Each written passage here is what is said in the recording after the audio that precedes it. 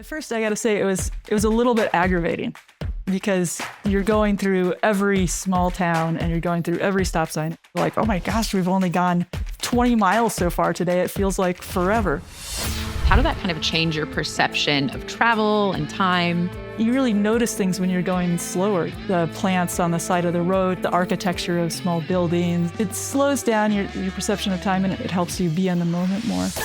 Was it just everywhere, that feeling of the 50s and the 60s and the glitz and glamour of it? Marilyn Monroe and Elvis and James Dean and John Wayne, like you can't escape them on this drive. You know what I think its draw is that American nostalgia. You can take beautiful drives from east to west in any number of combinations, but to have one that's a theme like Route 66, it's the most famous road in the world. You know, why wouldn't you come do it? I kind of equated it to America's version of the Camino de Santiago in Spain. I love to think of it that way, as sort of an American pilgrimage that you drive. So you would do it again, but what would you do differently? What I would really recommend is... There's a stretch of highway that runs from Chicago to Santa Monica, where time seems to slow down. Neon signs flicker, diners hum with old jukebox tunes, and travelers from all over the world chase a taste of mid-century Americana. That road, of course, is Route 66, and in 2026, it will celebrate 100 years. I'm Angie Orth, and in this episode, we're exploring the legendary Mother Road, a 2,448-mile journey through 8 states and a century of American stories. From quirky roadside attractions and historic motels to breathtaking desert landscapes and cultural landmarks, Route 66 is more than just a road. It's a living time capsule of how the U.S. was built, driven, and imagined. It's also a reminder to slow down, an excuse to revel in the understated beauty of small towns, and it's a way to connect generations of travelers seeking freedom on the open road. Hello, travelers. I'm Angie Orth, and this is Traveling with AAA.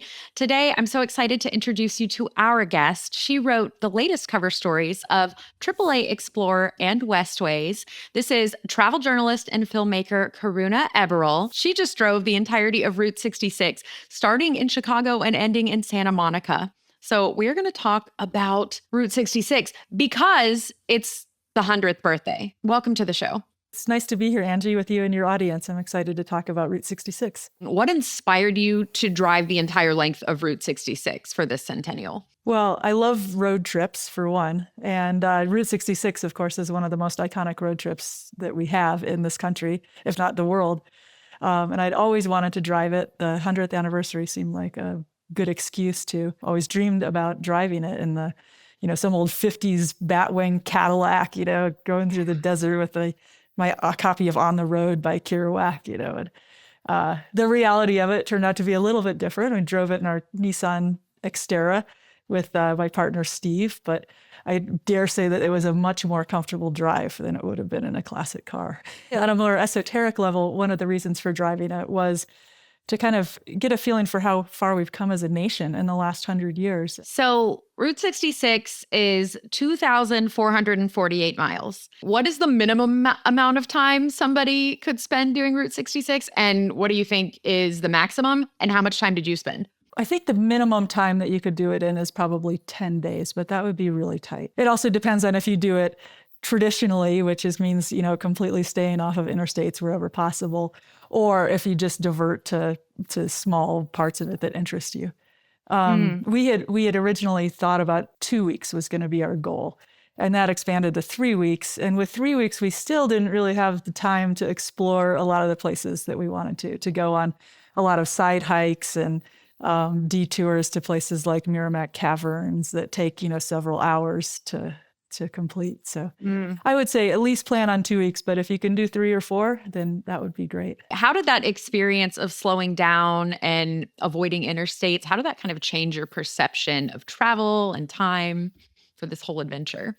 Well, at first I got to say it was a little bit aggravating because you're going through every small town, and you're going through every stop sign, and you're going through big towns like St. Louis on the surface roads where you just got stoplight after stoplight after stoplight. And it took a day or two to really get into it, where we're like, oh my gosh, we've only gone, 20 miles so far today. It feels like forever. But once we kind of got resigned to the fact that, no, this is the experience, and seeing all of this is the point, we were able to shift our perceptions. So then we really enjoyed going to all of these places that we never would have seen otherwise if we were in such a hurry.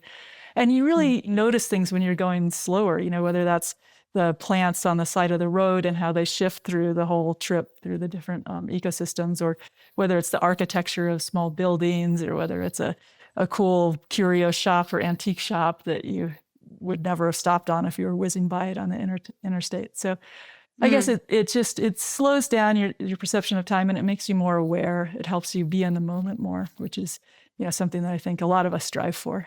You must have stopped at so many more like mom and pops and antique shops than you would if you were just cruising through on, at 75 miles an hour. And some of those they're really interesting. These are the stores, the mom and pop places that have been here for generations and still persist, even though the interstate goes whizzing by them. You meet some really interesting people along the way. Route 66 was officially christened in 1926, hence the centennial now.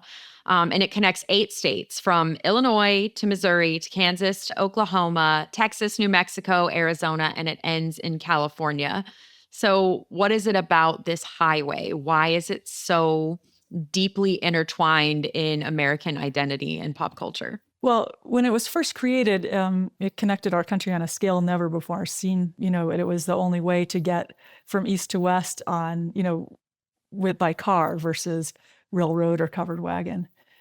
So it was just vastly important from a commerce and a travel standpoint. And then it soon became known, for the Dust Bowl in the Depression era, which was one of its lower moments, immortalized by John Steinbeck in the books The Grapes of Wrath. That's probably what really propelled it into pop culture first. And he coined the moniker the Mother Road, which is still used today. Then it was important in military transport during the Second World War. But of course, what it's best known for is the 50s and 60s era, when travel in the U.S. just really kind of hit its blossom stage. And when you had these great creative cars from the 50s and 60s. And I think, in many ways, Route 66 kind of got stuck in that era. Because it after that, it started to decline. The interstate system started to be built, and it gradually bypassed all the small towns, with the last one being Williams, Arizona in the 1980s. From a cultural standpoint, I think today it really stands for like the nostalgia of what America is capable of, and kind of these golden memories, be they realistic or not, the silver screen era, the Marilyn Monroe and Elvis and James Dean and John Wayne, like you can't escape them on this drive. There is that mid-century roadside culture. Did you feel as you were driving through, was it just everywhere, that feeling of the 50s and the 60s and the glitz and glamour of it? It is in the diners and in the motor lodges and in the curio shops. The reality of small town America today is most of them aren't quite so much in their heyday anymore, unfortunately. But there's a lot of small towns, not just on Route 66, of course, are really struggling economically.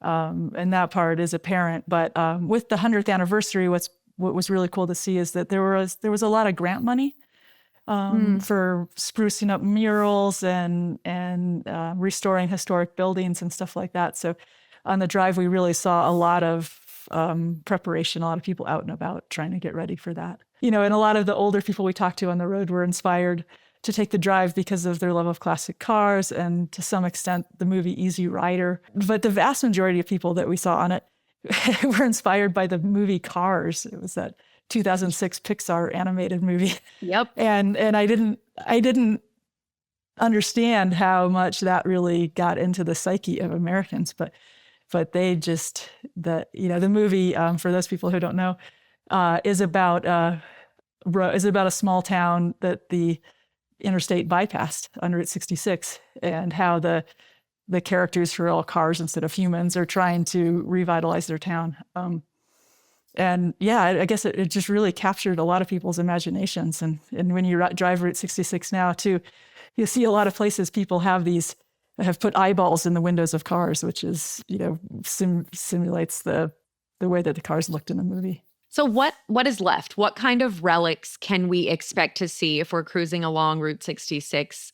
What's left from the heyday? Well, one of the most obvious things that are left are these giant statues called muffler men. They're not specific to Route 66, but they definitely are celebrated a lot along Route 66. So you'll see giant spacemen, and you'll see, big Paul Bunyan-looking lumberjack people, and you'll see space cowboys, and even like service shop technicians, with their little Texaco emblem on their thing. Mm. And they're just interesting curios. There's something that were created to get people to stop at service stations and other attractions to spend their money at diners and things like that. And so they still persist to some extent. And there's a museum dedicated to them in Atlanta, Illinois. Nice. And of course, neon signs rule Route 66. They are everywhere, again, to get people's attention, to get them to stop and spend their money in the small towns. There's a couple of new neon sign parks that have gone up too. So taken some of the historic neon signs and put them all together so you can see them. And then of course there's a lot of new neon signs too. So everyone's still capitalizing on that today. That's not a attraction that's gone away. There's a lot of murals along the route that depict not just Route 66, although a lot of them are kind of maps of Route 66 and how that particular town fits into it. There's also murals depicting a lot of history from the Civil War to settlers and Native Americans through present day. A lot of really great art, actually, on some of these murals. Really good modern day art. And then there's quirky roadside attractions. And these are the ones that you see the billboards coming for miles and miles. They're best burgers, curious alien artifact, things like that along those lines. And let's definitely talk about sort of the natural wonders you can see along the way. If you're starting in Illinois and ending in California, obviously that is going to take you through quite a lot of climates and landscapes. So what was the most dramatic landscape change that you noticed, and where did it happen? I think the most dramatic landscape is when you get into western Oklahoma, or I should say the most dramatic landscape change. When you're in Illinois and Missouri, it's very wooded and, large stretches of farm fields, and it's very lush and kind of more tame. And then as you start to get out west, it opens up into those huge vistas that I think most people imagine when they think about Route 66. So it gets really great when you get into New Mexico, like starting a little bit east of Santa Fe, and then to the Arizona border. And then you're starting to see a lot of mesas and a lot of sandstone cliff formations. And some of the most gorgeous of those are actually right at the New Mexico and Arizona border. When you were doing this drive, you met travelers from all over the world. Where'd they come from? And what do you think it is that motivated them to come to Route 66 of all places? Well, as one couple from Britain put it that we talked to, he said, well, of course, it's the most famous road in the world. Why wouldn't you come do it? And it was actually his second time driving it. About a third of the people that we met on it were mostly from Europe, but were definitely foreign, from foreign countries. So there were a number of people from Asia, people from South America. We actually did see a few Brazilians, and and I think its draw is that American nostalgia, the same thing that's a draw for Americans who want to take the drive. There aren't a lot of drives in this country that are like specifically outlined. You can take beautiful drives from east to west in any number of combinations, but to have one that's a theme like Route 66, I think that's really kind of the draw to say no, I drove Route 66. It's a famous road and it's easy to follow. It's, I kind of equated it to America's version of the Camino de Santiago in Spain, which is, more of a walking pilgrimage route.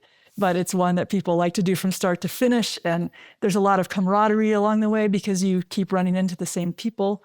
at different stops. And I think Mm. that's one of the big draws. It's definitely to meet people. A lot of people were on the route to meet fellow travelers on their same pilgrimage. I love to think of it that way as sort of an American pilgrimage that you drive. In your article for AAA Explorer and Westways, you mentioned that the golden years of Route 66 weren't all simple or idyllic, and you referenced Jim Crow era racism and sundown towns. So, how do we balance that sort of golden nostalgia of Route 66 and still acknowledge the complicated history along the way? Some of these more troubling parts of our histories are much more interesting to learn about than just wall art of Marilyn Monroe, for example. Route 66 has a lot of nostalgic escapism on it, I would say, which is great. But for people that want to learn a little bit more about the true history of the road and the ups and downs on it and the triumphs and the tragedies that we as a country have experienced, there are ample opportunities to do that. And learning that brought such a much greater depth to the experience. And to really learning who we are and what we're capable of in a positive way.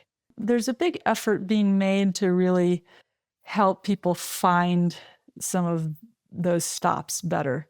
And even a Google search will help you find a lot of them. But there's several really fantastic museums. There's a relatively new one in Oklahoma City. It's called the First Americans Museum. It's just a beautifully done, comprehensive look at all of Oklahoma's tribes and various cultures.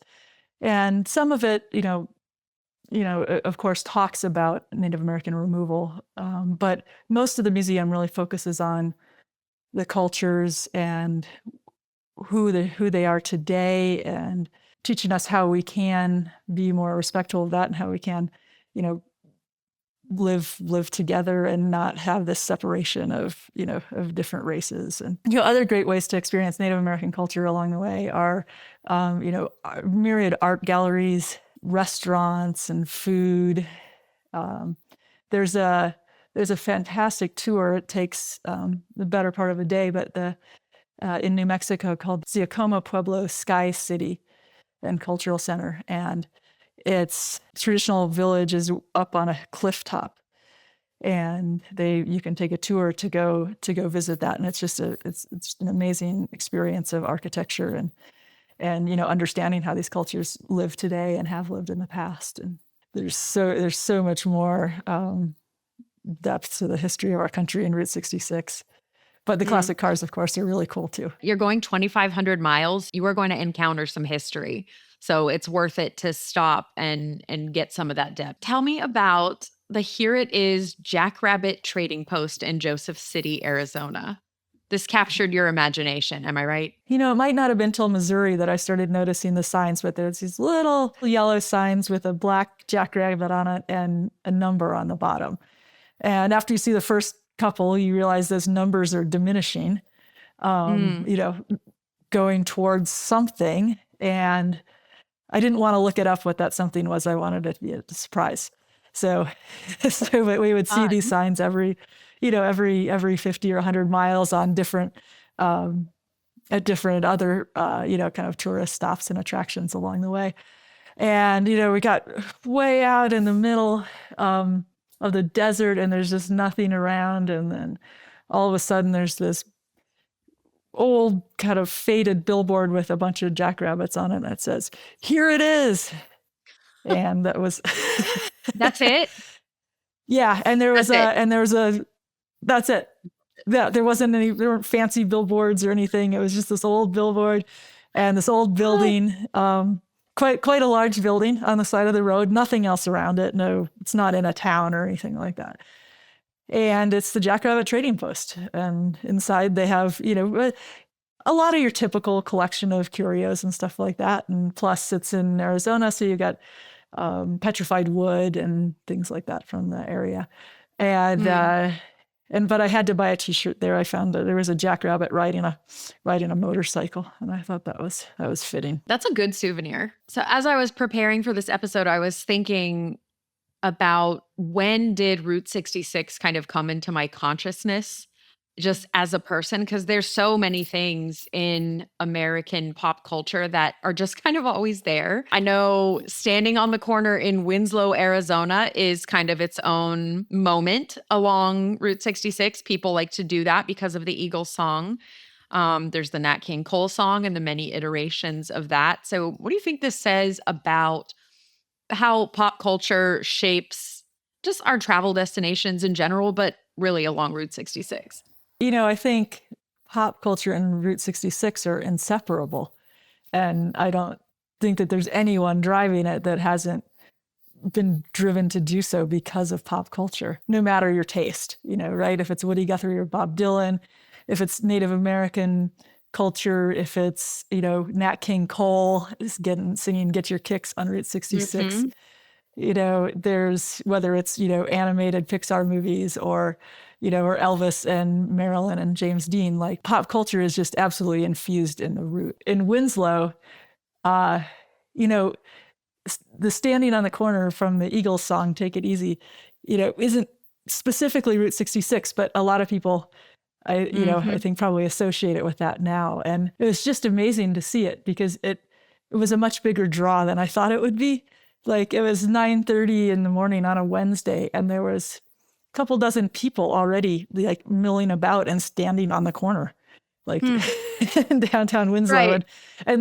And there on the corner, there's a statue of Glenn Frey, the singer from the Eagles. And there's a couple other memorials. There's a flatbed Ford, which was, of course, in the song. It's got to be on everybody's sort of road trip playlist. That's an essential one. And the Nat King Cole song, of course, like those are going on everybody's road trip playlist. Right. Yeah. Yeah.